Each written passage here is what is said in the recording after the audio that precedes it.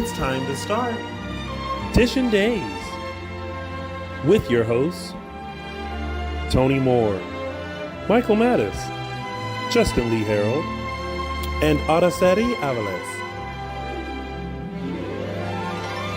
And now, let's dish. Oh my goodness, it's Sunday already. Welcome everybody to Dishin Days, where we are serving up a full dish of this week's episodes of Peacock's exclusive #1 award-winning hit soap opera, Days of Our Lives. If you haven't already, make sure you like us and follow us on all social media platforms. We are Dishin Days Show on Facebook and Dishin Days on Instagram, Twitter, X, and Threads. And if you have not, please hit the subscribe button on our YouTube channel and hit the bell notification. That way you'll never miss when we are going live and in living color, or when we've posted some wonderful interviews with some of your favorite cast members or former cast members of Days of Our Lives. So go ahead and find those over there as well.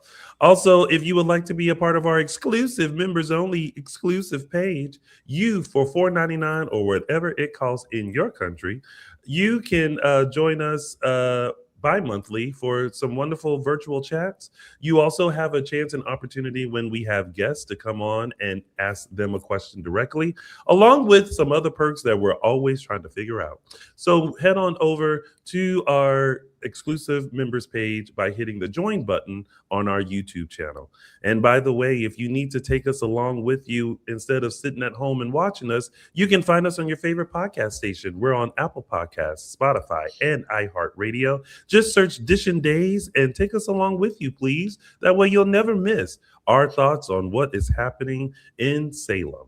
Also, make sure you head on over and show some love to our former co-host and my chocolate twin, Mr. James Lott Jr., who is serving up a couple of forks, knives, and spoons of his own. That's right. You'll get your full soap opera recap over at JLJ Media with James Lott Jr. and the crew, including, also our other former co-host, Tammy Govea, is over there too.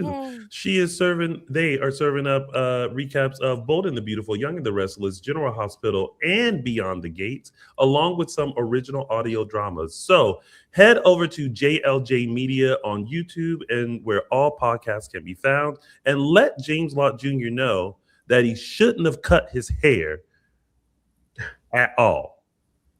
What's from wrong Tony with Moore. it? All that time to grow all that hair, and then you just gonna cut it? I do it every 3 months. You do? I do. I grow my hair out for 3 months, then I cut it all off. Not all off. I don't like buzz my like he did, but Right. Yeah, all off. sometimes you need a change, and it's summertime. All that hair in the summertime. It's Still, a lot of work. It's great hair. And Michael Mattis, I for one have never noticed your hair grown out to like a point where I'm like, ooh. I mean, not hair. like grown out, but Yeah. I grew it out for a few months, then cut it all off. But I don't know, if Justin keeps going the way that he's going, pretty soon people are going to get us mixed up. And James is going to be mad because there's only one chocolate twin, and that's him. I love when Justin wants me to move on or he has no comment. He'll sit there with like the slightest of smirk, and I know that smirk says, we can move forward. That's it right there. That's it. That's it. Oh my goodness. And of course, you guys make sure you are chatting with us in the chat, and don't forget, you guys, you can sound off on your storylines or characters that you want to talk about. Just make sure we get them by Sunday morning, and you can send them to fanmaildd@gmail.com. You can either send a video or you can send an audio, or no, I don't want to give that other or. We want to see you or hear you. Sound off. So email us. Trust me, the person who puts it to use are our good friends in Tacoma, Washington. Myrtle, Melissa, and Patty. I will love them forever. All right, y'all. What did we think of? I'm always now afraid to ask this question. What did we think of this week's episodes of Days? I thought it was okay. It was. Yeah. It wasn't. Yeah, it wasn't a bad one. Wasn't phenomenal or anything, but it was, Yeah. it was a solid week. I do feel like in some respects, I feel like we watched last week over again with one storyline. The storylines are converging even more this week. It's like it's all one big storyline now. Yeah. Well, and I just feel like, you know, we were talking about condensing how like, oh, what happened last week could have been condensed into 1 or 2 episodes, and then this week it was almost like same shit, different words, I guess, with that storyline. And I'm like, okay, yeah, didn't make progress until the very, very end of the week. But there were some people that we could have probably cut from this entire week. Not cut. And we would have been fine with not seeing them. And then the other half, I think, was like packed an emotional punch. The people that were asked to bring their A game on the emotional stuff brought it. Mm-hmm.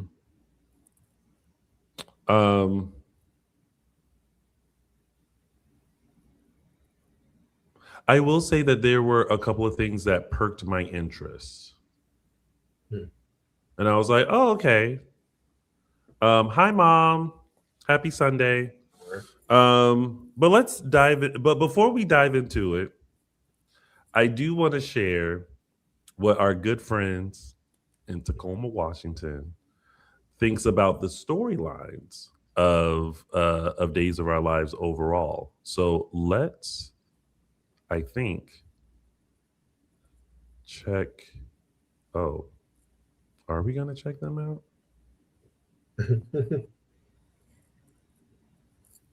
Oh my gosh, y'all. I feel old because I was pretty sure I was very prepared for today's show.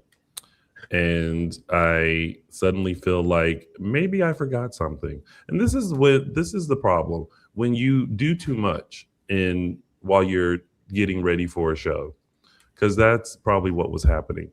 I was watching She-Ra and eating breakfast, and I think I forgot for a second, but I stalled long enough to, I think, get it. So here's what they thought about Days. It's Melissa. I'm Patty. And we're from Tacoma, Washington. And this week we want to sound off about some of the pacing of the show. But currently they have so many storylines that they just drag out to the point that you can't care about it anymore, or everyone involved just becomes annoying.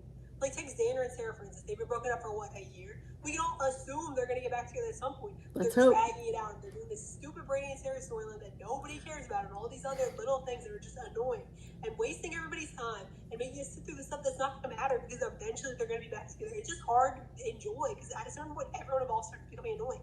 And then you take other storylines and they just speed through it. Like Lexie coming back. It seems like she just came back. They didn't really give so much time to her reunions with Abe and some other people that she had relationships with prior. And now it's like suddenly she's gonna die again. It's like, how are we supposed to appreciate this storyline with such little time and such little investment And bad from writing. just the writing standpoint? I don't know. It's hard to get invested in so many of these storylines just with the pacing. I hope they get better with it. So yeah. For all the criticisms everybody had about Ron, you would think and hope they would hold these current writers to the same standard. I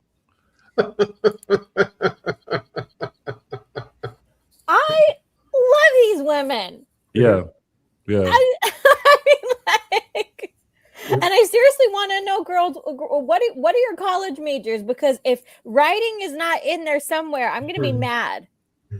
I just still love the commitment. Now, our friends in Tacoma, Washington, we're gonna have to figure out how to make Melissa louder, so that we can, hear her. But the dedication, like, I feel like Melissa is off at college, and she's like, "What time are we filming?" Great. But I will say, I think. Overall, I believe what they were saying is that it's hard to get invested when we kind of know the outcome of the storylines or what is possibly going to happen. And, I think I have to agree with that. Like, even, they mentioned the Lexie storyline, and, we all had our thoughts about that. But I think because we felt like she wasn't going to be around long, it was hard to truly get invested in the storyline and really like root. You know what I mean? Mhm. Yeah. And I don't know if it's because, you know, as fans, we know the show well enough to where we're like, yeah, okay, yep, this is how it's going to play out, and then it does. Or if we just take too much time to dive into it instead of just, you know, I don't know. Yeah. Jen, that's strong. I'll never wish for Ron to be back. I mean, He wrote great stuff for Dan, Jen. I was gonna say, didn't he introduce EJ back to the show? Look, yeah. Look, I thought it'd be your favorite. there are with every writer, I mean, not just in soaps, this is for any television, any medium, there are good days and there are bad days, and then there are days Unintended. that you're like, somebody needs to step in and say, hey, we just need a change of pace. We just need a change of pace. Yeah. Will $15 buy us a change of pace? Probably not, but thank you, McFloyd. Thanks. Oh, thanks, McFloyd. I just realized that the $15 came through. Thank you. This show in such a rut. We had the EJ versus everybody like 4 years in a row. Once you shoot him, where do you go? All I'm looking forward to is Kat's hair or outfits and Dishin Days, and that can't be good. Well, I think it's good that you look forward to us. Yes, we greatly appreciate everybody who comes in to tune into us every Sunday. Yes.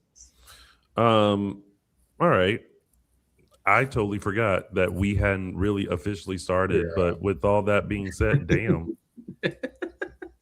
Michael Mattis was let me say, Michael Mattis is tired of us over talking. We talked too long before the show, but here we are. All right, let's get into it, shall we? It is now time to start. Dishin Days. And now it's time for our top storylines. Oh, you're not going to give me the graphic. I was going to say, don't you have a graphic on this? I'm telling you, Michael Mattis is ready to go, honey. He is sick of our shit. He's like, y'all talk too long. I'm ready to go. I'm in my flannel and I'm hot. Also, well, yeah, I have a fan on me, but Why are you wearing flannel in this heat? It's a lightweight flannel, y'all. Just go, okay? Let's talk about this sister swap, shall we? Okay, okay. Okay. I watch the show sometimes at the gym. It's very helpful because I can just get through my workout, but I could focus on days. And I was on the treadmill when Kristen was talking about this swap between her and Lexie. And as I'm on a 12 incline 4 speed on this treadmill, my whole face was like, wait, what? What is this? Raise your hand if you were confused for 2 seconds about the plan to swap. I wasn't confused about the plan, but I was just confused about whenever Lexie asked her, well, how are we going to do this? I'll figure that out. Well, how are we going to do that? Leave that to me. And I'm like, they couldn't even come up with a way to explain it. You know what I mean? Like, I was like, I understand. Kristen's going to let herself get kidnapped. And at some point, Kristen's going to escape. And then Lexie will take her place. And they have the geolocator bracelets. Yeah, exactly. But then I was like, okay, well, how is Kristen going to manage that? We didn't get that part of it, like how it was going to be facilitated, which is kind of the whole where you just kind of have to be like, all right. And that it was just so funny because there were at least, I think once or twice, Lexie was like, well, how are we going to do it? Well, how are we going to, and Kristen's like, let me figure that out. And I'm like, they didn't know how to do it. They came up with the plan and they didn't know how to have the characters facilitate it. So it's going to have to be vibes and trust with Kristen. Girl. Did you get it all? What? We're all friends here. Well, because first of all, you know, we usually try to like not eat during the show, but damn, it must have been good because you tilted you. But you have to give it to her though. She looked to see if we would notice because she knew that tilt of the bowl was about to come, and she said they'll be all right. And that. Did you get it? Yes, and it was Thai food, and it was delicious. And note to anybody who wants to date me, you're gonna take all of my food habits or none of it. So I'm not changing. Even my mama said, "Araceli, what are you doing?" I'm enjoying a meal. Oh my gosh, this is not that big of a deal. I enjoy a meal. Everybody makes it a big deal. I enjoy a cocktail. Everybody makes it a big deal. The cocktail's funny because we know when we have T-minus 30 minutes before it kicks in. The meal has thrown us for a loop, especially the eating of the bowl. Oh my gosh. Life is too short and stressful to give a damn how you look while you're doing something.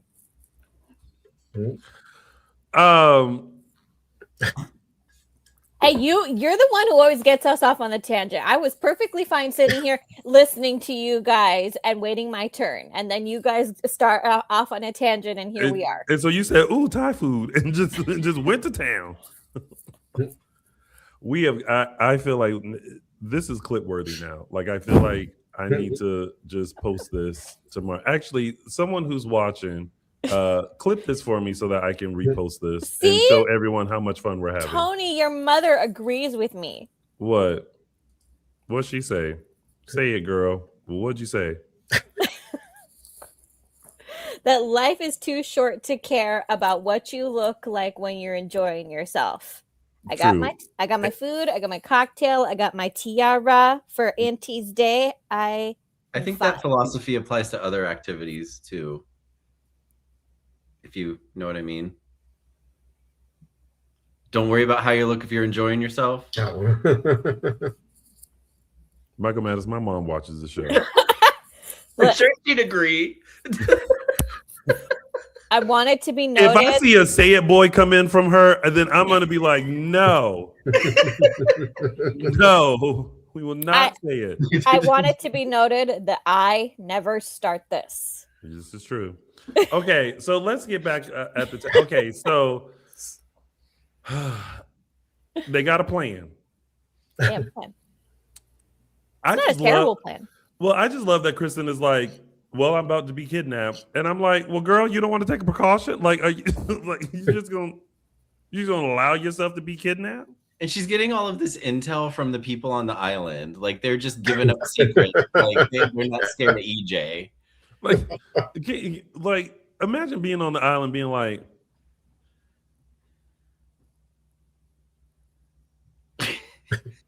Kristen, girl, we setting up a bedroom for you. You coming?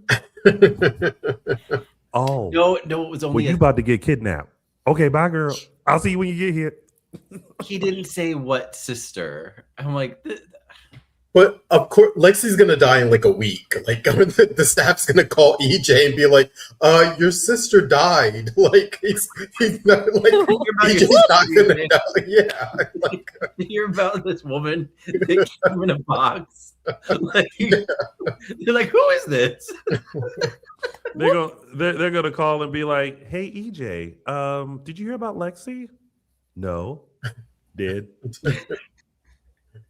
Again? Yeah. Yeah. Yeah. I know. Even Lexie brought that up, and even Kristen was like, "Okay, it'll give me like a head start." And I was like, "Okay, I guess so." Like, can't you just run now? Like, he's gonna find out in a matter of days, I'm sure. No, at least now he's Lexie dies. Right now, he's distracted, like with all the hospital BS and all the Clearasil and everything. Like, not Clearasil. Clearasil. I know, but yeah, this would be he's busy, just take off now. Oh, she was saying that she's being followed or something, or she's true. Like, EJ's goons are okay. But also, he said that at the end after the montage of everything. He said he called Rhea and said, "Listen, I'm too busy dealing with all this other stuff. Get rid of Kristen." Yeah. What kind of phone call? Can you imagine if we were able to make phone calls like that? Like, you know what? I'm just too busy this week. Get rid of Michael Mattis. It's by me. I don't know. I imagine there's quite a few personal assistants in Hollywood who have that story. Oh God. Oh, Oh gosh. God. Oh, There's You know. there's always all kinds You of know. stories. I can just picture Rita, because wasn't that like supposed to be later in the day? Rita's probably at home making herself her toddy, Rita getting her bun out. And then she's Rita- like, yeah, fuck. Rita all right. is at home Fun on back Zillow. That inheritance has dropped. Rita is on Zillow. This Like, is true. maybe I could buy this house Planning a today. retirement. Yeah. Oh my gosh. Well, and then it's what's weird is that you know, Kristen is kind of like not only devising this plan, but kind of saying her goodbyes, because her and Lonnie had like a welcoming but also kind of interesting interaction where Lonnie was like, "That's suspicious. Yeah. Mhm. That's weird." Something's not right. But then she got over there quick, honey. It was funny how Eli like had no interest in saying nothing about nothing to Kristen, but then when he came back and she was like, "I just had a weird conversation," he was like, I expected him to be like, "Yeah, whatever." Yeah. But then he was Right. like, "Why? What do you mean?" He was so interested. I'm like, 2 Why? minutes. What's the ago, tea? You didn't give. Because he But- knows if there's something wrong with a Demera, it can't mean anything good for anybody else. True. Mm-mm. But then, like, okay, if this is so, we know from what Stacey said when she joined Young and the Restless that she was resting, or they had rested her or whatever. So if this is the lead in to Kristen being rested, what happens to the Sophia side of the story? Is that just It lives through Rachel, who's about to get out of Bayview. so Rachel knows what happened to Sophia? No. Rachel knows that she's No. dead. Oh, she's dead. Yeah. Nobody, there Nobody was- are the Chris- only person who can actually definitively tie Kristen to Sophia, and not her death, but just Kristen to Sophia attempting to kill Johnny, is Mhm. EJ. Mhm. Now EJ can pick that up and run with it anytime he wants to, and in fact, he has an opening if he is able to defend Holly in this upcoming civil suit against Amy Choi. Mm.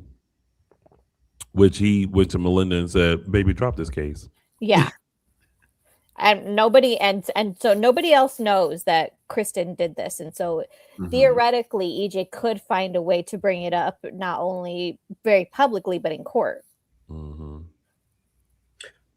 We'll get to that soon, but I think he wouldn't bring that up because then it defeats sort of his defense. If his defense is Sophia's mentally ill, it doesn't bode well if there's evidence that his sister was manipulating her or forcing her or made a pact with her. It's like that sort of goes against the. If he's defending the line. himself, if he's defending Oh, himself yeah. in court, but I'm he's so- he's not. He's defending Holly.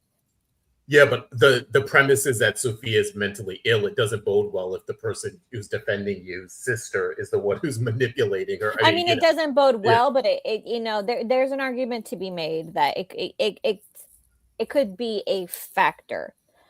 you know, Now, I just That's- assume the Sophia stuff is going to be put on pause until both of them return at some point. I'm assuming don't know. Sophia's not dead. I yeah, don't there's think so she's many dead, so- loose there's so many Yeah. loose ends here between EJ. It feels like all of these storylines surrounding EJ, there's so many loose ends that it's like we can't even really guess which way it's going until it happens. Mm-hmm. But I'm enjoying the Kristen. Like you said, Tony, earlier about this storyline. I wish they had front loaded the storyline with the stuff we're getting on the back end with Lexie. Like the Yeah. sibling stuff with Kristen has been great. We'll talk about in a minute. The stuff with Julie, like that's a conversation that should have happened a month ago.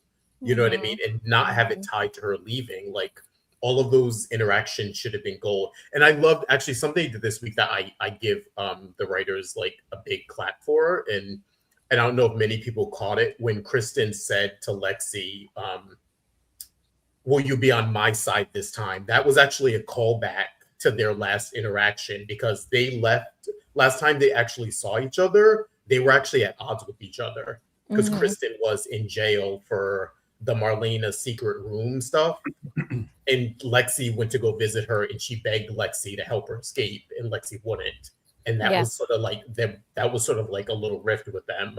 And then, of course, Kristen left the show and blah blah blah. So I like that. That was a little like just a little tiny like not wink and you'll miss it, but a little callback to like her saying like, "Will you be on my side this time?" Because Lexie wasn't that last time for good reason.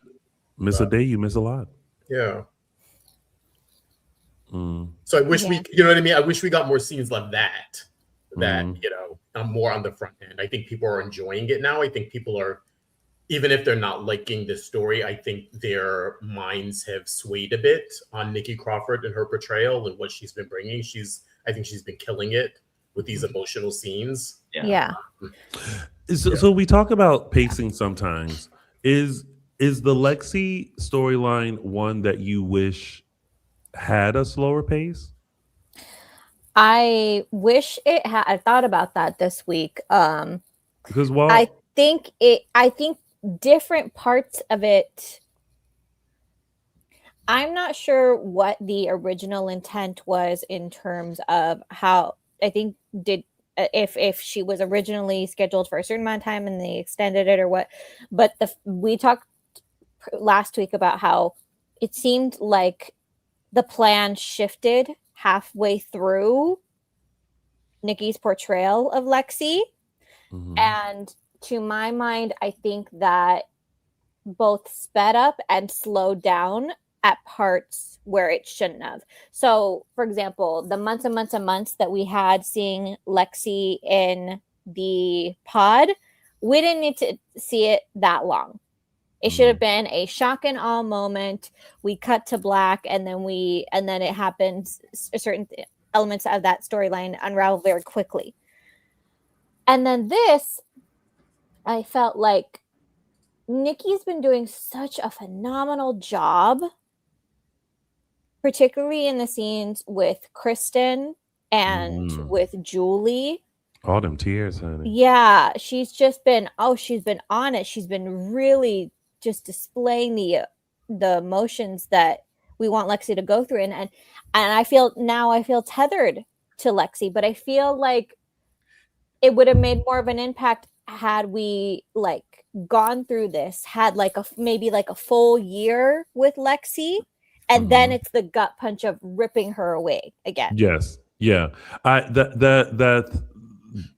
that's my thought exactly. I do wish that the Lexie thing played out a little bit longer, even if it was a few months, and we got into her integrating back into her life a little bit slower, and even seeing like more of a push and pull from Abe between like Lexie and Paulina, because it just felt like Paulina was like, "Your wife is back, bye," you know, and then Lexie just kind of moved in, and I'm like, kind of wish it was a little bit more complicated. And then I think that also would have maybe given Abe an opportunity to kind of go back and forth and figure out what he wanted, and like, you know, what his heart is telling him, what's the actuality, living in the past, living in the present. So I think there's a lot that could have been done with that storyline if it was stretched out a little bit more. The fact that I feel like we're just getting used to Lexie, and then now she, you know, it's the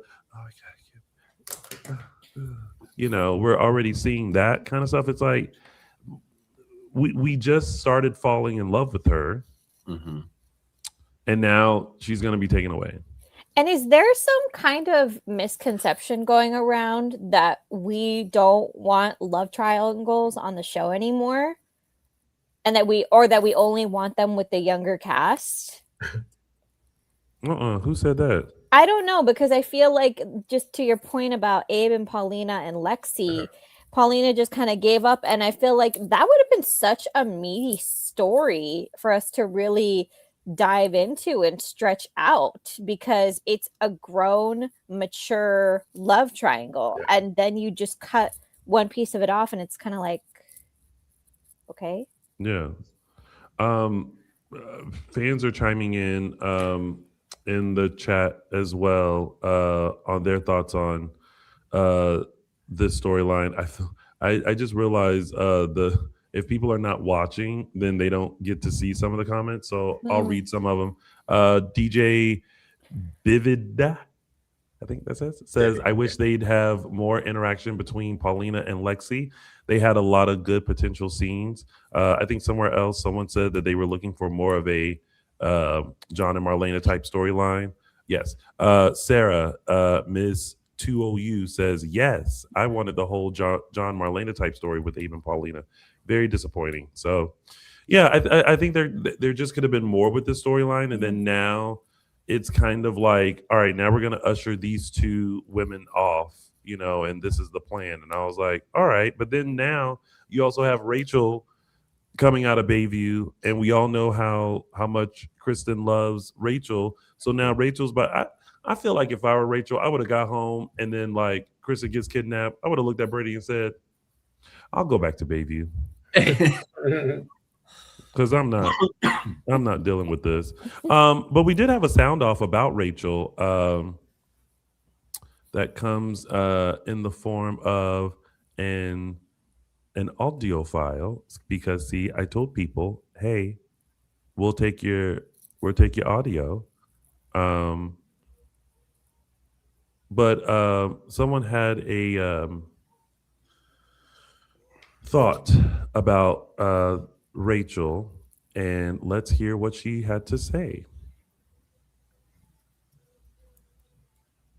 Oh, maybe I should press play. This is Nicole from Georgia. I just saw Thursday's episode of Days of Our Lives, and I'd like to give a standing ovation to Little Miss Lorelai Moat. Did you see that scene where Kristen was hugging Rachel? Rachel was holding that narwhal, and Kristen hugged Rachel, but the narwhal got stuck around Kristen's arm when she hugged her, and little Rachel's arm was kind of bent backwards. So Lorelai, the actress, she smoothly let go of the narwhal, and then when the embrace was over, she casually reached up for the narwhal while they were letting go, and she grabbed hold of the narwhal. It didn't even drop or anything. It was so smooth. You know, Stacey Hyduke is a seasoned actress, so she knows how to get through oopsie scenes. But this is a little kid. She has won my respect for that role of Rachel. This is Nicole from Georgia. I just saw Thursday's episode of It Days just of loops Our by Lives. itself. Yeah. Oh, nice. Did anyone else notice that? No, I think I was. I probably didn't. I'll go Daisy, back. yeah. Yeah. But yes, Lorelai is new to the role. She hasn't been on very long, but I have enjoyed her. Yeah, she brings a new maturity, I think, to Rachel. Still, that 11, 12 age where you're still kind of innocent, kind of not, but it's not the intense Rachel that Alice was playing, which is fine because Alice was doing her job as playing Rachel at that period in her life, and now we get kind of the post therapy, post trauma version of Rachel, which thankfully is very successful. Yeah. I tell you, these younger actors, are some talented people. Do you remember the days where they would have a younger actor that, wasn't good? Yes. I hate to say that, but there were some clunkers. There were some Back in the day. clunkers. But our ultimate favorite will always be Little Miss Lauren Boyles, who played Little Sierra. Mhm. Can you imagine if, like, either at that time or now, we had somehow Lauren Boyles, Carrie Christopher, Alice Halsey, and Lorelai? That would be something. Yeah. Although Lauren would be the oldest. Mhm. But You that would never be know. some. Can you imagine the I Yeah, mean, look, very that few Stranger- very few child stars age into their roles now. I feel like they're sourcing everybody. I mean, before Yeah. they always sourced, but I feel like before, like they'd let a few kids actually grow up Yeah. from child star. I mean, last one was probably Christy, right? Christy Clark. Mm-hmm. Oh yeah. Agent was that's and that's Yeah. in 80s, early 90s. Yeah. Yeah. Man, it kind of boggles the mind. Like, yeah, Christy Clark did start pretty young, actually. Mm-hmm. To finish out Sister Swap, we have Julian Foster, Lexie Julian Foster.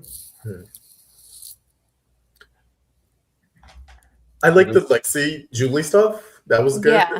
It would have been nice if that happened a month and a half ago. Like I get its context putting it here now, but that's also like we're saying they're missing the boat on some of these scenes. That's also a scene that they could have had a month and a half ago and not have it tied maybe so much to Foster. Like you still could have had Julie and Lexie knew each other and were friendly back then. So it's not like, you know what I mean? Like they could have enjoyed a scene together and had Julie still in the midst of her grief ask her that question and still would have been relevant and made sense. So yeah, I think it was just a beautiful moment between those two characters.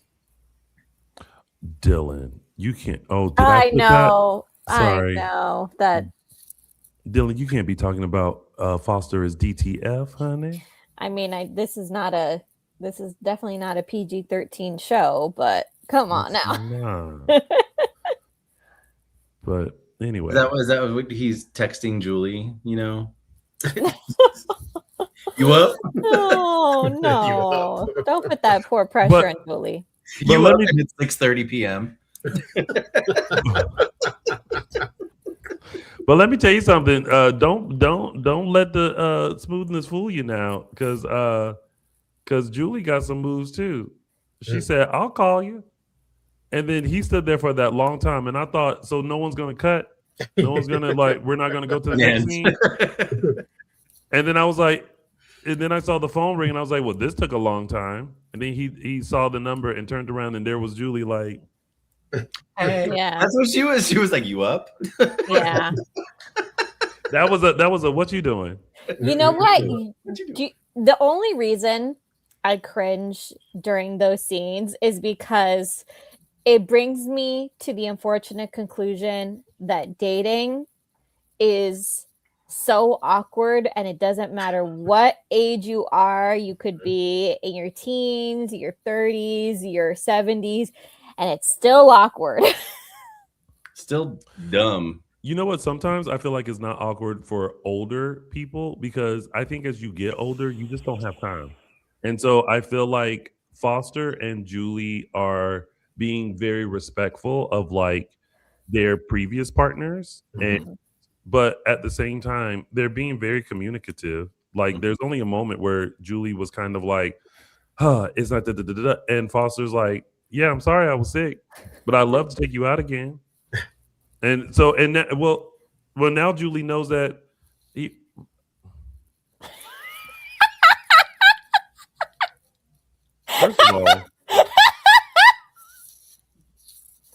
First of all, mother, how would you know dating is crazy?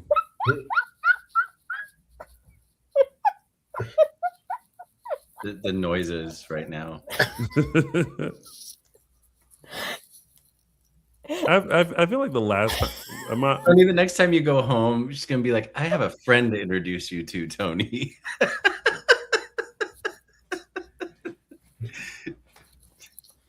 Up from the airport. The last time, this was many years ago, and she's gonna call me after the show for putting her business out there. But it was a few years ago, and I remember my mom saying, all these young boys keep being after me. Like people this is back when I was younger, and these people were like my age, like going after my mom. And I'd be like, you ain't taking care of no children.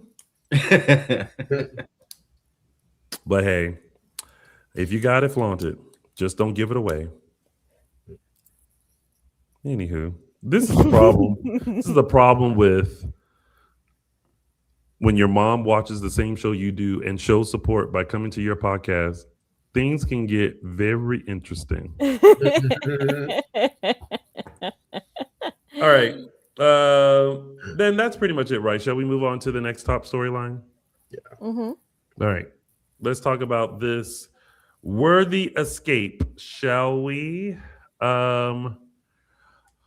So we're talking about the whole Holly hospital situation. I actually really, the Holly storyline has piqued my interest a little bit because I do think everyone is playing it very well. Shout out to Ashley Pazemis, who is doing a fantastic job. Definitely. I would be pissed too. Yeah. If I keep saying I'm not on drugs and the people who should like be in your corner are not. And they're all going by speculation. Brady, I mean, I was a drug addict and I can tell when someone is still using. No, you can't. You really can't. Can you, Brady? Because no, you really can't. She ain't. What'd you say? She's not. And then now Tate kind of questioning everything as he reaches his hand into the bag. Yeah. And Holly was right. She was like, why would I tell you to go through my bag if I had pills in there? Yeah. Like, they're all just they're just being too oversensitive about it. They're not giving her the benefit of the doubt, which sucks. If I were her, I would, like you, Tony, I would be in the same kind of spirit she is. We're like, get me the fuck out of here. Like, I'm leaving. I don't want anything to do with these people. They don't believe me. They should believe me. F it, I'm out of here. And it's also like I heard the word likes and I just kept thinking about that guy that told me to stop saying like. What my thought was, Holly dealt with that whole overdose and everything like that. And I feel like she really learned from that situation. And so I think to also add to her anger, it's like, I was sick and I have no idea why. And you guys are telling me that I might have been poisoned through water that had arsenic in it. Yeah. And then coming out of this and feeling better, you're now thinking that I'm on drugs. Like what, where at any point did I give any indication that I was on something besides the fact that I was sitting here fighting for my life after drinking water? I'm of two minds of this. The first being that, you know, they're being led by the nose. Well, I can't even say that they're being led by the nose on evidence because all of the evidence points to Holly's innocence. And they're following the one tiny little piece when they have all of these other pieces that point to her being innocent and telling the truth. So that's the first thing. And they're not trusting their instincts the way Xander was, where Xander was just like, I just have a feeling. I can't put my finger on it. I don't have concrete evidence, but I know that she's telling the truth. I know that there's something going on here. So the first is always to trust your intuition. If your intuition is telling you that something is up, trust it, because usually it's right. It's leading you towards something that either you don't want to face or something that's right in front of you that you can't put the pieces together quite yet. Secondly, I can completely understand if this is the path they go down. You know, Holly is an addict and she's refusing help. If Holly had a prolonged history of addiction like Brady had, or had ever confessed to having slips or having thoughts about using, but none of that has been true. She had one OD that slapped her out of whatever thing she was going to, and she hasn't touched it since. But that is that they basically branded her like an uncontrollable addict. Once an addict, always an addict. And was she really an addict? She was experimenting with drugs. I mean, not that it was good what she was doing, but she wasn't. I wouldn't even call her an addict. She was a kid who was experimenting with drugs, and they tried to take it too far. They try to act like she's Tyrone Biggins and going around feeling like, right? I know, like he's some crack addict. You got any more of that whale water? Yeah, there are signs. Yeah. Oh God. Brady's projecting his own addiction. Just because he can't control himself. Yeah. Yeah. But by the end of the week, someone figured some shit out, right? Thankfully for Xander. For Xander, like, you know, being like, wait a minute. The bag gotta go. Well, speaking of also noticing things, one of our lovely longtime fans also noticed some things about this storyline. So let's hear her sound off. Jeanette from Iowa to sound off about Holly's drug use. I've been wondering how long it would take someone to figure out that they needed to double check the bag. And it looks like on Friday, Xander clicked and realized that he left the bag lay unattended. But I'm surprised that somebody didn't call Bonnie beforehand. Anyway, they're on the trail, and EJ's going to get busted soon. Thanks. Bye. I love that. Annette is always straightforward. She's like, all right, I said something. Bye. Yeah. And then now, I mean, EJ did it in such plain sight that they can go back to like the hospital security cam and see that he planted those pills in there. And it exchanged so many hands that like Bonnie probably first would have recognized it, because when she picked up the bag, you would have heard a she didn't hear that. She packed stuff in there, right? Because there was no in there. Xander then had the bag. He heard, and that was the stuff that Bonnie put in there. No, not that. That's what he heard. But you know where the come from? When EJ had his hand on the bag. And those were sounds made by Tony. Now, okay, so I've seen a couple comments about, they'll look at security cameras and see that EJ did it. If that's how they actually discover that he did it, I'm going to call BS, because EJ would know to if he didn't, if they make it so that he didn't have the mind to erase the videos, then I'm going to be like, okay, he would have, no. Yeah, I hope that's not the way they catch him. It seems kind of lame to, like you said, he's been saying for weeks about avoiding cameras, and we know he messes with lab results and everything like that. So it seems this is up his alley. If he was in danger of getting caught through a video camera, he would have deleted that. Yeah. It'd be the first time those security cameras worked. Yeah, exactly. Right. Exactly. But yeah, it's so much with this storyline, and also I was very happy that Johnny, you know, figured some stuff out too, because you know Xander and Johnny, this was after EJ and Johnny's conversation, and I'm glad Johnny was like, "You did that, did you?" And EJ just confessed, and said, "Yeah, I'm the one that put the pills in Holly's bag." I'm not sure how proud I am of Johnny for figuring it out if he's not actually going to do anything about it. Yeah, but you know, he can't. He what? He can't. He'll bust himself in this. He's being so slowly roped into this, and I think he realizes it. The second he put that book out that said arsenic, he thought, okay, I'm done. Nope, because little by little that rope keeps getting reined in. And he gonna end up in a place that he don't want to be.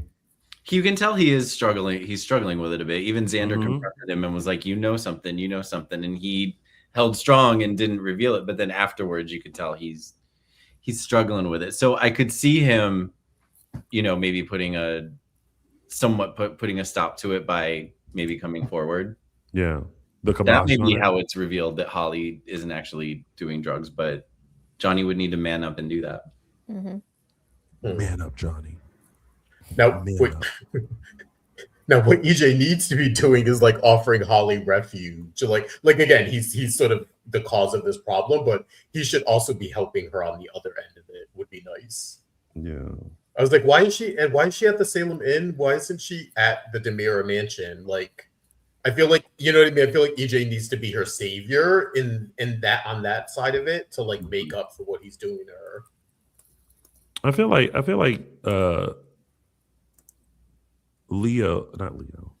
EJ has his hand in a lot of stuff. Mhm. A lot of stuff. And Leo is just there to write all about it. Good for Leo. Yeah. You cannot wait. All right. And thankfully, they were there to help Holly when she decided to leave the hospital, which she was like, I ain't sticking around this place, and I'm not taking your little sedative. I'm out. She packed up that raggedy duffel bag and she left.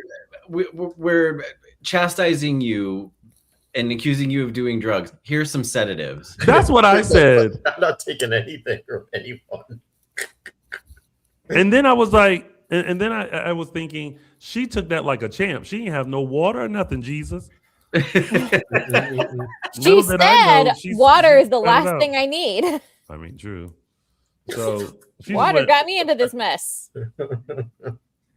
But Holly's getting tired of y'all. Y'all leave Holly alone. I don't blame her. Stop I don't ganging blame up her. on her. You know what has not come up that I'm surprised that none of us have brought this up? What? Do we really believe that a young, somewhat fashionable, at least fashion conscientious teenage girl, as all teenage girls are in one way or another, would carry around that bag? Which bag? Oh, which bag? The bag that she's carrying around that you dip with the pills in that looks like a carpet bag. But I bought it because I'm like, that is a bag that they would have at that old ass mansion, and didn't Bonnie or someone else pack it for her? So yeah, that's why I bought it. Like, if it was a bag Holly packed herself, if she made that choice then I would be like, that's not the choice. Wouldn't you logically like go to the girl's closet, grab a duffel bag or a backpack or something like that? Where did that random piece of luggage that looks Macy's like luggage that looks like it holds Mary Poppins' entire life's contents come from? That was from Christmas of last year because Holly was a young woman, and so Maggie decided to give her a traveling overnight bag. It does not go with the style of Holly yet because it's Maggie and we all love her. She decided to keep it in order to get her things to transfer from the hospital to the Kiriakis mansion or wherever she's going. Bonnie decided to go into the back of the closet and grab said bag and said, haha, this is her overnight bag. She hasn't used it. I'm going to insert things here.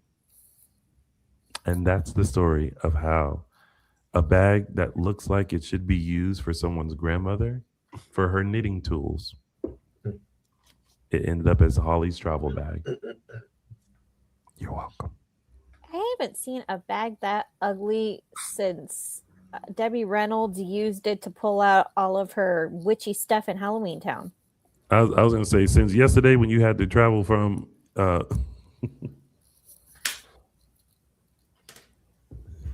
Travel where? I don't know. Wherever you go to, I don't know.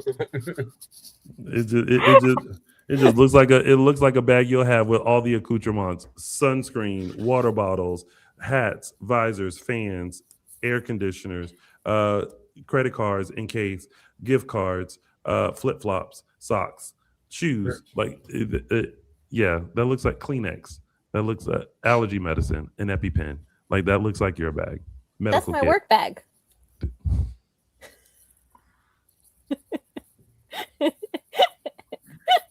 That's my work bag. If I'm stepping out, all I need is a fanny pack and an ID and a couple dollars. Oh, please. The fanny pack doesn't hold nearly as much as they think it is. Anyway,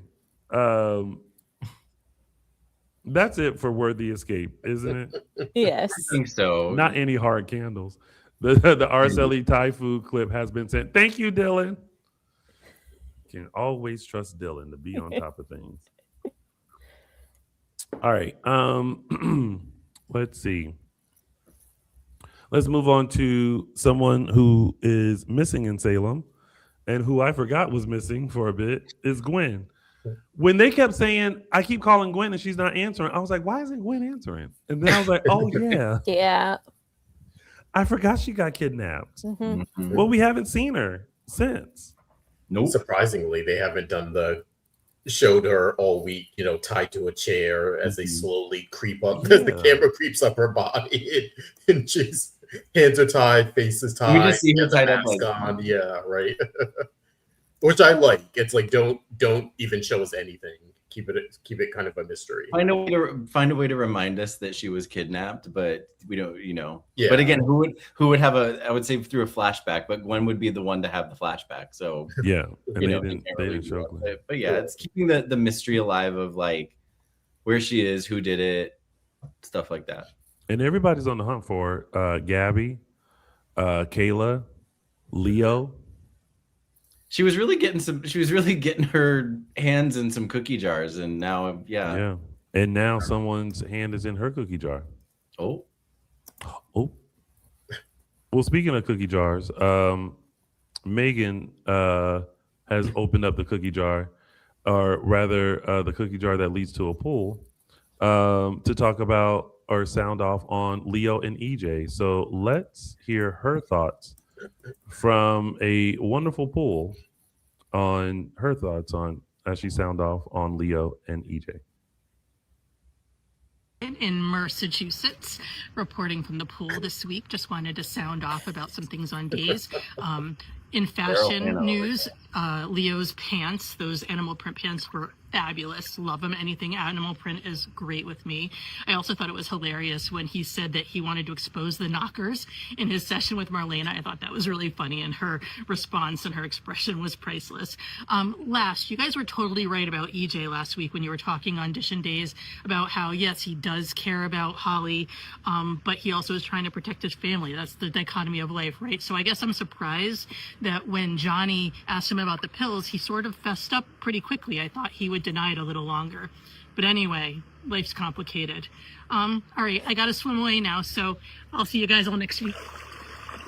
I just... you know, she just wanted to show off that tail. That was I'm so obsessed. extra. I love it. It goes right with our show. Like the video came in and I immediately thought of Elle Woods in the pool. Yeah. Hey Yes. Elle, do you remember what happened on yesterday's episodes of Days of Our Lives? Megan was like, listen, let me sound off in this pool. And while I'm at it, let me have my hair slicked back so that y'all can get into this face. Let me have my bathing suit that matches my Myrtle, and you thought the front looked good. Wait till you get to the back as I swim off. Those are all the extras that I look forward to. And I thank you, Megan. And you know what? We haven't had mermaids on Days. We've had a lot on Days. We've had like crazy tigers and piñatas and zombies and the devil and crazy Halloween stuff going on. Virtual reality. Mermaid. Passions did a mermaid storyline for a while. It was pretty funny. You know what Passions is? Did. Not Days. I'm just saying. I think the mermaid is coming coming back. Yeah. You know, every few years we have this fad of it's vampires, it's werewolves, it's the devil. I think it's time we give mermaids a chance. And we did. Just not on Smith Island because they'll get poisoned with chlorophyll. Clearasil. But now with Gwen taking it back, being MIA, I totally forgot about that conversation she had with Leo in that if anything happens to her, release this letter. And I wanted to tell Leo it's a little early. Yeah. because she's only been gone for less than 24 hours. Mhm. However, he was ready and he did his research.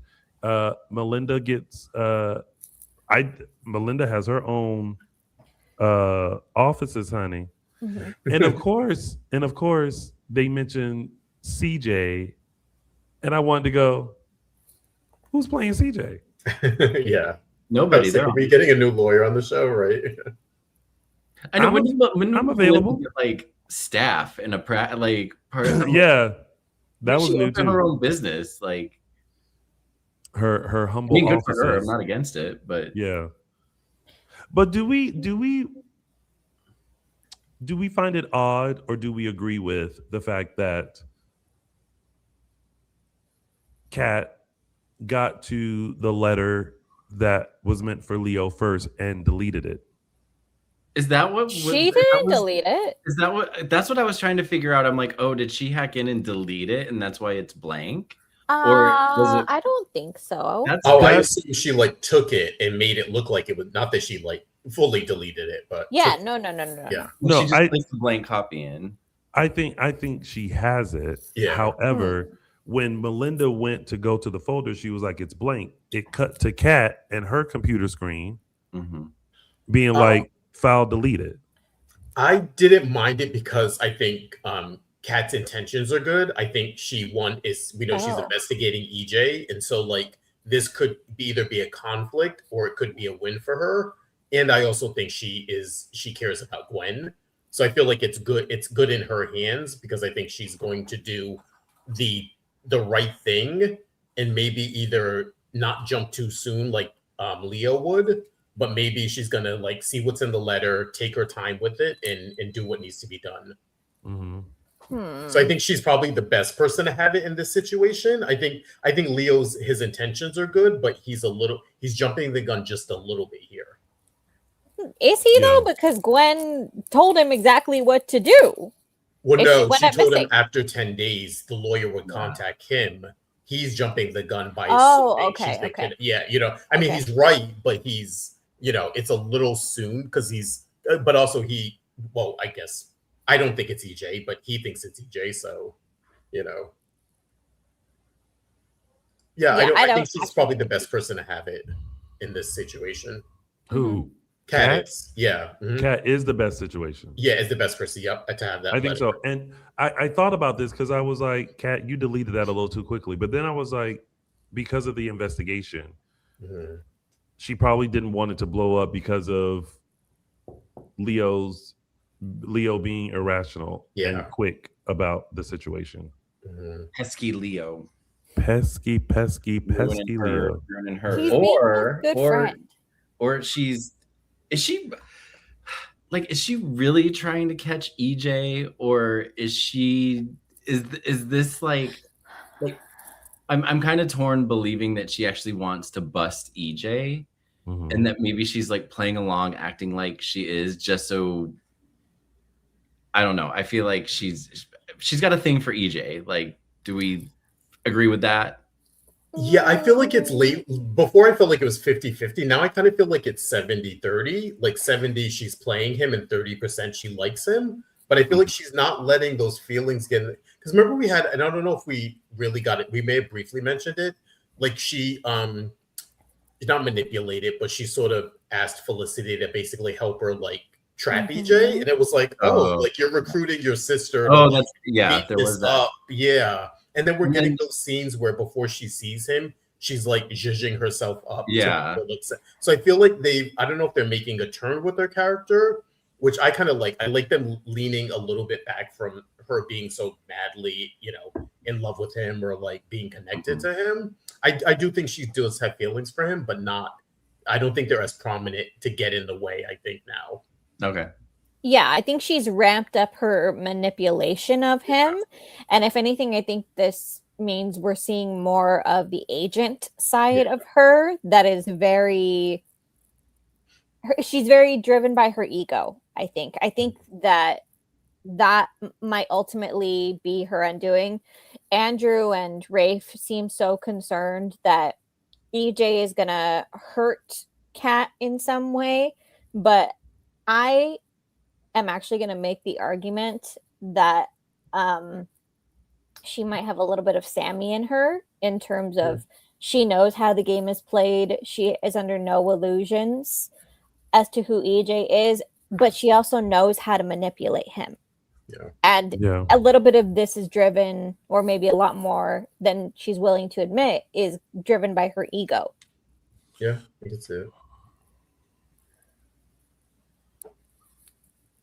Her hair looked good. She looked great this week. That dress she had on, she looked really hair good. with curly bounce. Yeah. Yeah. Yeah. I thought it was a bump it at one point. A what? Remember the bump its? Oh my gosh. Took me a second to. Yeah. Wow. That I brings thought me it was back. one of those. But she did look good though, especially in the town square when EJ came around the corner. She was like, "Oop." Yeah, I was like, "Word." And blue is her color too, because she had on a blue dress this week too. Yeah, and her look looked really good too. Mm-hmm. Yeah. Well, I hope we click to Gwen next week so we can find out where she is and what's going on. Because everything is in jeopardy. Gwen? The price of the sale of the university hospital. Mm-hmm. Okay, people don't know where she is. The knockoffs everybody's looking for Gwen. Hello, Gwen. I do like that Steve and Kayla seem genuinely concerned about where she is. And, Steve, now might be a good time to call your brother and say, hey, have you heard from your daughter lately? Because we can't find her.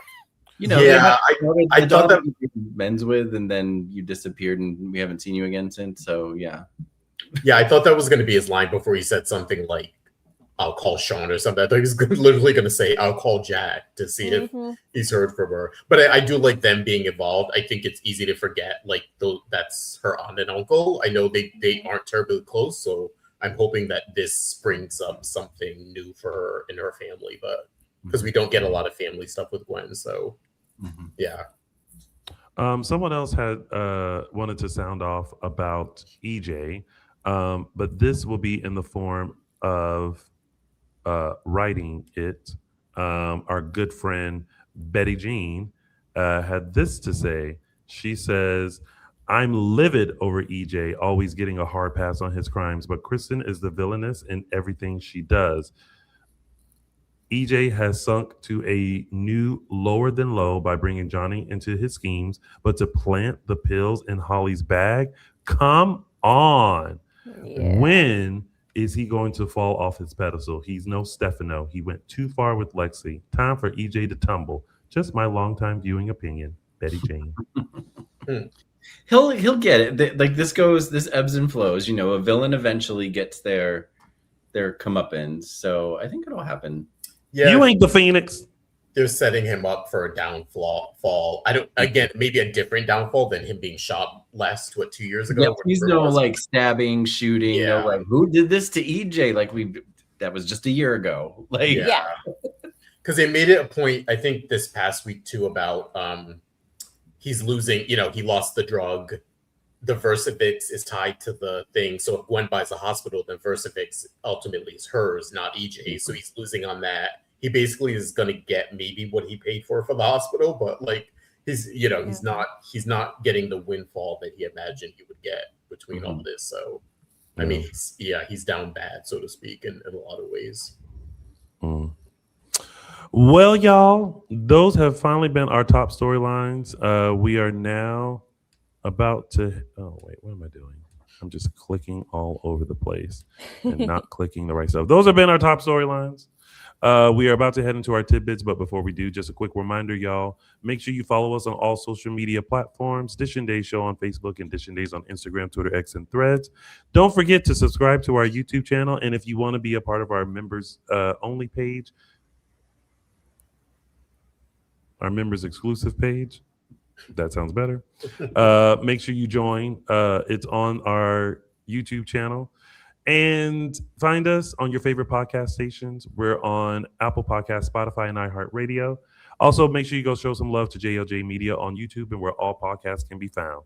And now, let's quickly head into our tidbits. Tidbits. All right. Tidbit. Oh. No, that's something else. Yep. No. Sure is. Let's get into some stolen designs, shall we? I will say this storyline has me a little intrigued because I'm like, oh, this is new. Yeah. Counterfeit stuff from Gabi Sheep. Yeah. You know, I do think Gabi was a little too quick to accuse Xander and Philip of it. I mean, I guess to her point, they would be the ones to have access to it, but yes, but I don't think they would have. I don't think they did it only because they had they had this agreement with Gabi to get them out of debt. I don't think they would then turn around and do counterfeit stuff. So I think Gabi is way off with that, and I'm sad that they are still in such debt. But kudos to Philip, as Gabi went into her whole speech about how she feels and how her designs are hers, and it's not just a purse. She puts her heart and soul, and she's so heartbroken that anyone would do this. And it didn't take Philip but 1 millisecond to say, "Now you know how I feel." And I said, "Not Philip with the clap back, honey. You better tell them, Philip." But yeah, I don't think it's Xander and Philip. But I am interested in the storyline and where it goes. Like who? Like okay, so it's somebody with access. Yes. Who would want to do that to Gabi? EJ. EJ, but come on, EJ's already doing enough. Like, are we really gonna have him? Like, I'd be disappointed if it was EJ because I'm like, okay, he's doing another thing. But I mean, who else could it be and why? Like, I was thinking like, okay, Kate. This seems like Kate's arena, but Kate's not around. She's not doing anything. Like, it doesn't. Why would she go? I mean, I could see like Kate doing it as retaliation for Gabi, you know, messing with Philip. But even then, like Kate's not like that really anymore. She is, but it just doesn't make sense to me that it would be Kate. No, Kate has her own issues to deal It with. would fall flat if they made it Kate. So, but that was my first like other like Kate, but I don't think so. But yeah, I'm curious to see where it goes, who they make it, and why. Who's doing it and why? Yeah. Yeah, I actually think it's someone close to Gabi, and if I'm thinking it is who it is. It's a bold move to make with this person. It would be a decent storyline, I think. If I'm thinking the same person based on information from the past few weeks, that would be interesting. But I could also not be on your same wavelength. Yeah. All right. Anyone else want to talk about the stolen designs before we get into the relationships of it all? No. Was it really that cute of a bag to knock off? No. Yes, Michael Mattis. She puts her heart and soul into those. Every stitch, every pocket, every color. Who's responsible for like, okay, wardrobe is always on point, hair and makeup is always on point. Who's buying the luggage? Like, is this a prop? I don't know. I mean, they say those things about the Birkin bag too, and I never got the hype. Yeah, that's true. Some of those designer bags aren't exactly that great. Okay, valid. Yeah, exactly. Oh, who's buying? That's me. Choo choo. Loud, isn't it? All right, let's get into these relationship stages, shall we? Quick overview of the relationships we have seen this week. We got Chad and Belle and Marlena and Kat. Marlena and Kat, get out of that lady's business. I meant not Marlena and Kat. Marlena and Belle and Chad, get out of Kat's business. Wait. Were they? What? No, Belle was in Kat's business. But remember Belle said that her mom and Chad are concerned about the fact that she's with EJ. That was the first thing smoking on Monday. And Kat looked at her and basically said, yeah, y'all ain't got nothing to worry about. Y'all my business. You have yourself a good day. I glossed over that. Because it was Monday, y'all press play and y'all were just like, ugh. I watched it too early. No, I remember it. I'm saying, it was Belle inserting herself into Kat's business. Yeah. On behalf of Marlena and Chad. Well, it was really Chad because we know Marlena knows the truth. So it's really Chad. Yeah. She was using Marlena as an excuse, but Marlena didn't say that to her. Yeah, like we definitely know that. Oh, y'all are not. Oh, the chat room is not digging Chad and Belle. The chat room, and I thought they were fine. They're fine, they were but not as like they're fine, but it's not as romantic. Yeah, couple, I don't think it's they're friends. just fine. Like is or someone was like they're giving off more sibling energy than I think it's because of this, which I'm also intrigued by too. This chess set that was left and that has them heading off to Italy together, and they've been together when they can't figure out what specific country they're going to. Now, I mean, what city? Now, when you start to date someone like Chad, because when he plans a trip, apparently it's first class. Got a room at the night, got a concierge. What did he say? Like a concierge to show him around. I was like, oh, he's got like, it's like, oh, he's got money. Large. Yeah. I'm like, fuck, dude, he's not booking on Frontier going like economy, thing at the Days in Italy. No, you're, I was like, I want a friend like Chad. Chad, let's go somewhere. Where are we going, Chad? Book it. Okay, so there's them. Now we have Chad just got his inheritance. He's like, baby, we good. Now let's talk about Alex and Stephanie. They're in a better place. They're in a better place, and I actually really loved. Like, this is a conversation that should have happened weeks ago, and maybe it was. I loved it so much, but maybe it had to happen where Belle, it's one of those things because Belle was the one that kind of made it click for Stephanie. And it's maybe one of those things where you have to hear what you need to hear from a different person to really get it. Mm-hmm.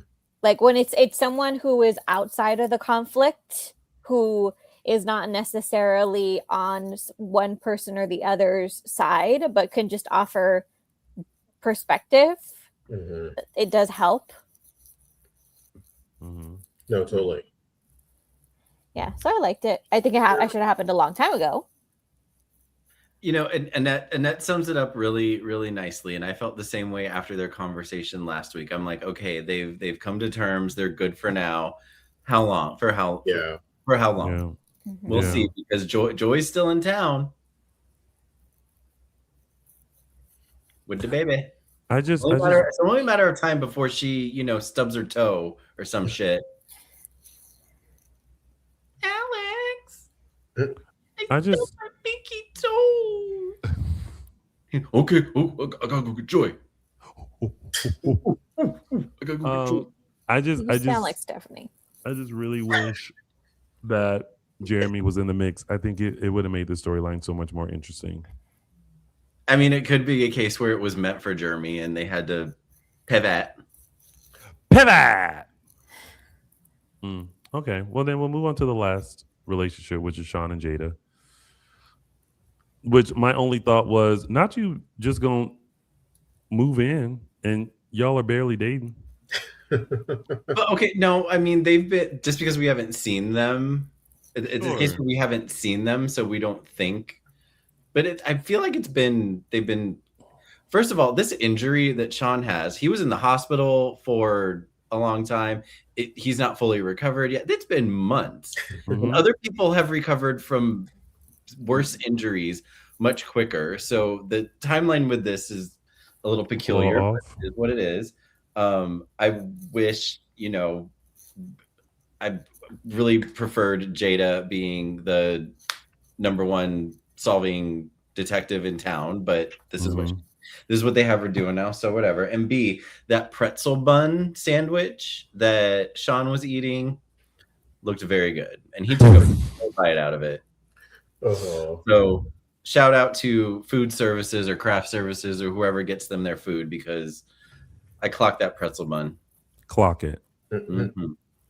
Yeah, it does seem interesting, glaring omission that Jada isn't involved with the Holly drugging and all this other stuff. The policing. Yeah, I know they're inserting Black Patch in here to like beef up that part of it, but still, like they could ever come in and do some detective work, and maybe she's the lone reason, to be like, Holly doesn't seem like she's on drugs. Like, it's okay. I think you guys are jumping the gun here. Yeah. Maybe that's why they didn't include her, because it's like, no, we can't put Jada in this. She would be the voice reason. She'd figure it out. So we need everyone to be dumbasses and, for 3 weeks. But no, it was good to see them on screen for a few minutes. Yeah. Yeah. Okay. All right. Well, before we head out of Days and get to our segments, we have our fan segments, and it is now time to start with those. And we're going to start with Jen's EJ's highlights of the week. So let's take a look at what Jen had to say about that. Fan here with my mainly EJ highlights. I have a little bit of Gabi in there. She went after Philip and Xander. Those scenes were hilarious. JP's facial expressions are just so funny. So I really enjoyed that. And then on the EJ front, I love the scenes with Rita. I feel like she's like his second mom almost. She's there to protect him, but she's also there to call him out on his shit. Johnny again confronting EJ about the Holly pill thing again. And then at the end, we had him calling Rita, end of the week, we had him calling Rita about getting rid of Kristen. But then she's supposedly going to switch with Lexie. So that's kind of interesting. But that was my highlights of the week. Thanks. Thank you, Jen. And now let's check out Debbie's thumbs up, thumbs down to see who gets the thumbs up and who gets the thumbs down. In Tennessee, thumbs up, thumbs down. Thumbs up to Belle for giving Stephanie some good advice. I hope she heeds it. Thumbs down to this set in front of the nurse's station. That's the only place you see Brady and Sarah and all these people trying to solve this pill problem. They need to put a security camera on that desk, and then they would solve all this. And if the desk could talk, it would have a lot to say. Thank you, Debbie. And now let's see how this all tallies up with Christian Me World's scorecard for this week of Days of Our Lives. Kat is getting an A for tactical agility. While everybody and their grandma are trying to warn her about getting too close to EJ, she's getting extremely close to him, all while maintaining her integrity as the ISA spy she was born to be. Gwen gets an F because she failed to meet Kayla at the hospital to buy it from EJ and ended up getting kidnapped.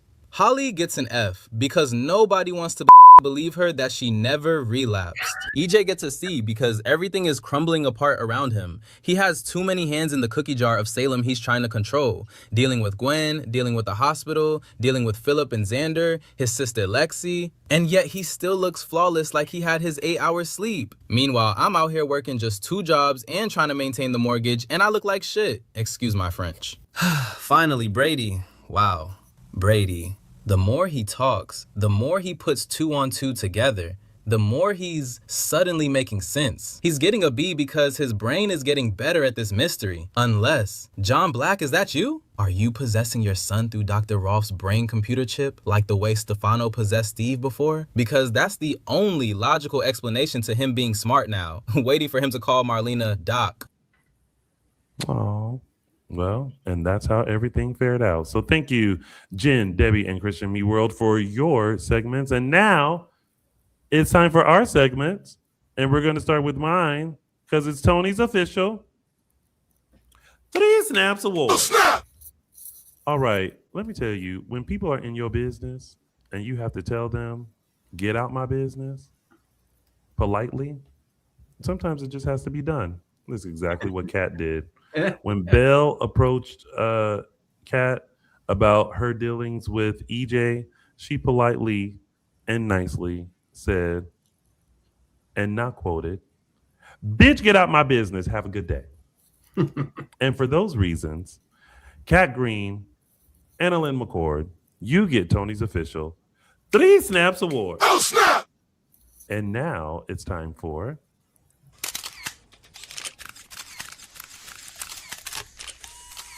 Caption That. This week's Caption That photo comes courtesy of Philip being frustrated by something. And this week's caption goes to... It was deleted, so hang on 1 second. Oh, that's my fault. I'm sorry. I knew I deleted something, and I was like, I don't know what it was. My bad. Oops. Look, it's back. There we go. This week's caption goes to Lady LLL at Lady Likes on Instagram with their caption, "Gabi, what do you mean I'll never have your tamales again?" Tamales. Bringing it back. You'll never get any tamales over here, Philip. No tamales. No tamales. Araceli, is your mouth burning from the Thai food? No. What? What do you expect me to say? I don't know, something. You're Araceli. You always have something to say. I can't believe you've never had a tamale. It's tamales. It's tamales. Tamales. Never less. Always tamal more. No. Move on. Caption That. Let's take it back, shall we, and do Those were the days.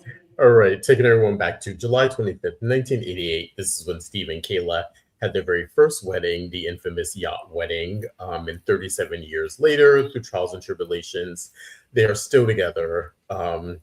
Yeah, probably the last super couple we have on the show, unfortunately. But yeah, and if you see on social media, Mary Beth and Stephen are always commemorating this anniversary when it comes up, and they're always doing cute videos together. So go to probably either one of their social medias and see them. They're just really cute together and good friends. So yeah, that was July 25th, 1988, when Steve and Kayla had their first wedding. And those were the days.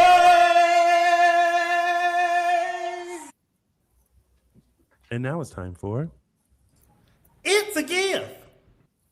This week's It's a Gift, in honor of National Auntie Day, I thought I would honor a character who had the ultimate auntie face this week. You know, she's kind of taken on that role in the last couple of years that we've seen. Miss Rita giving EJ that look of, I know what you did, child. And I'm just going to have to sit here disapprovingly. Mm-hmm. That's that when you're a woman of a certain age, that's that.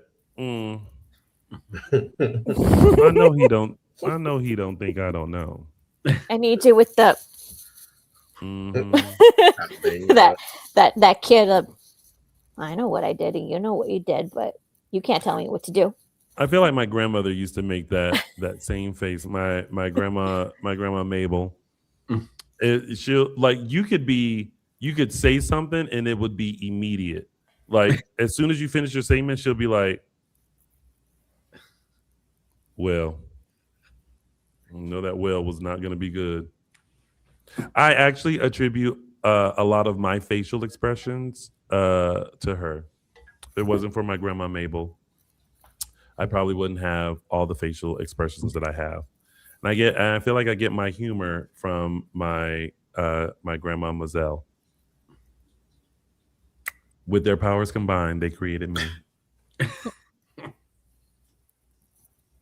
Oh yeah, my mom said she did. That was her mom. Oh no. Oh, there you are. All right. And now it's time for Oops. Oop. Oop. Oop.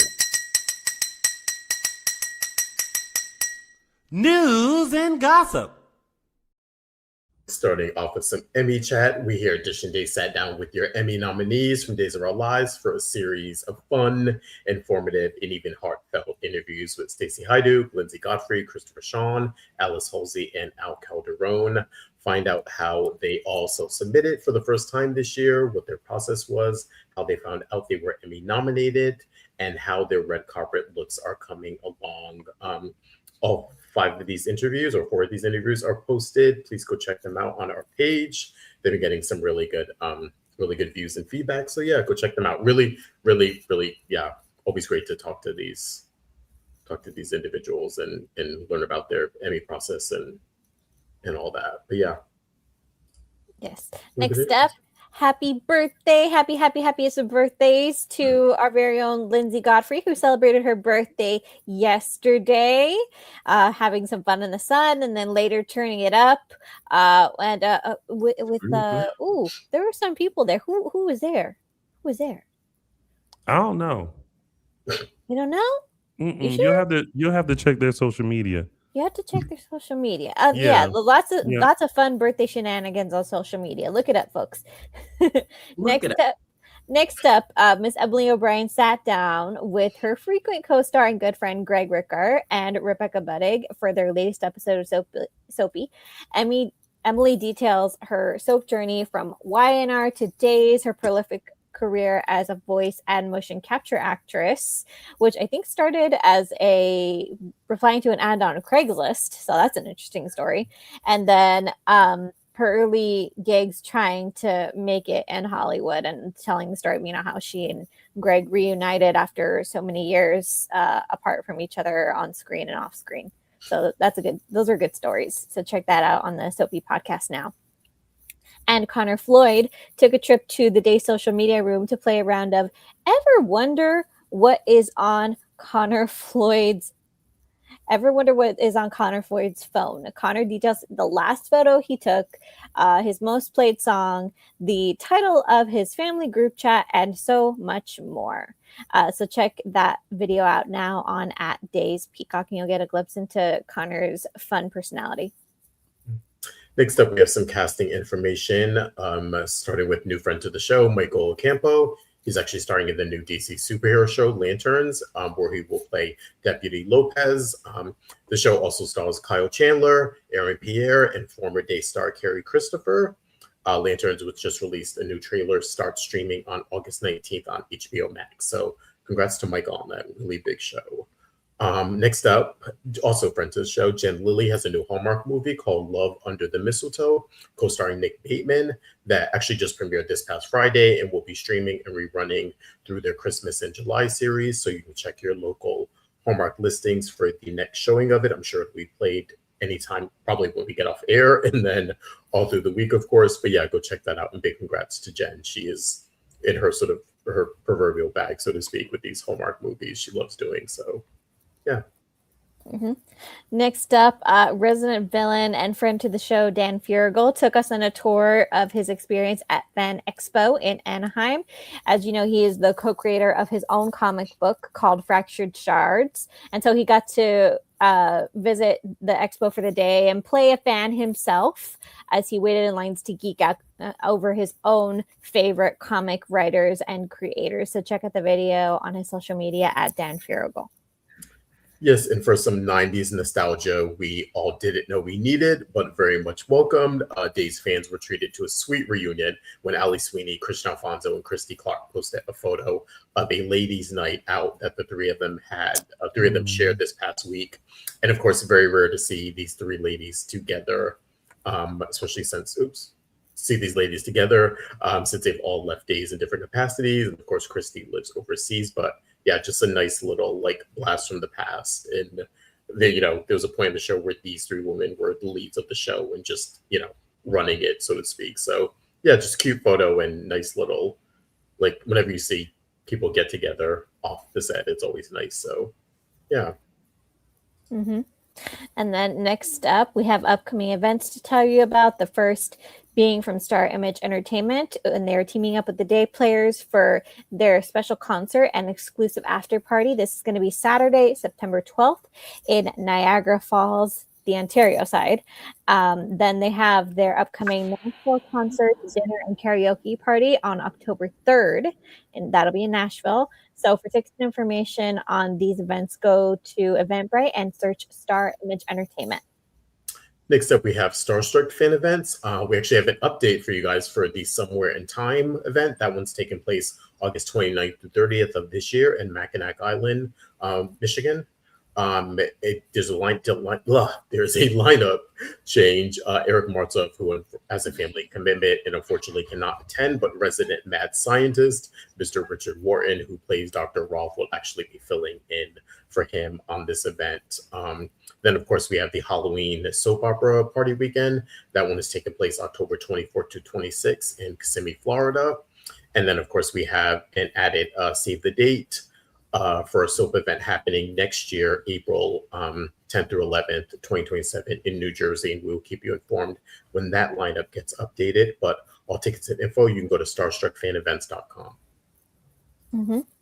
And then we have the Soaps in the South event. This is going to be August 22nd to 23rd. And this is to benefit Camp Dream, an organization that provides camp for children and young adults with disabilities. And friend to the show, Paul Telfer, will be in attendance, as well as Haley Aaron from Young and the Restless, Chris McKenna from General Hospital, and Carolyn Hennessy from General Hospital. And so you can go and find tickets now at campdreamga.org/events. And last but not least, Raven Bowens and the Kateri Hamilton Foundation are doing a Skate to Educate party. It's an 80s skate night fundraiser for their foundation that is building a school in Apambo, Nigeria. It's happening this coming Tuesday, July 28th. It's going to be 8 p.m. to 11 p.m. at Moonlight Rollerway in Glendale, California. Tickets are now $50. And tickets for more info, you can go to partyful.com and search Skate to Educate event. And that was news and gossip. Now, let's see what is coming up on this week's episodes of Peacock's Days of Our Lives. Hold, please. Holding. See, now who forgot to do something? Uh-oh. And now Mercury's supposed to be out of retrograde, but you would never know it. Okay, get ready. Now. Next week on Days of Our Lives. I thought I told you to stay away from Holly. See, I love you so much. I love you too. On a safe flight.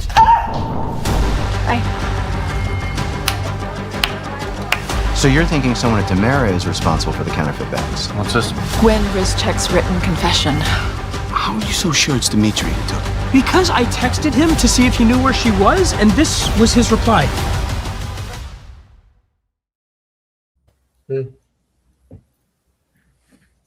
So I guess we know who took Gwen. Or do we? Do we? Do we? Do we? Do you know? Diane, do you? Diane. Only Cat broke out her printer. Only certain people will know that reference. Or did she have to go to Kinko's? Probably had to go to Kinko's. Well, everyone, that has been Dishin Days. We thank you guys so much for tuning in as always. But before we head out, Michael Mattis, where can the folks find you, please? You can find me on Instagram and X at MLMattis and at MLMImagesLA. Justin Lee Hareld. Find me on Instagram at Justin Lee Hareld. Araceli Aviles. You can find me on Instagram and Twitter at Tia323Araceli. And you can find me on all social media platforms at Lounging with Tony. And you can, of course, find us at Dishin Days Show on Facebook and Dishin Days on Instagram, Twitter, X, and Threads. Thank you guys so much for tuning in to another lovely episode of Dishin Days. Hey, make sure you go and check out our YouTube channel for the Emmy chats with our Days of Our Lives Daytime Emmy nominees. and leave a comment. We want to know what you thought about the interviews. Yeah. Until then, have a wonderful week. Have a safe week. And don't forget to tune in to Days of Our Lives every Monday through Friday on Peacock.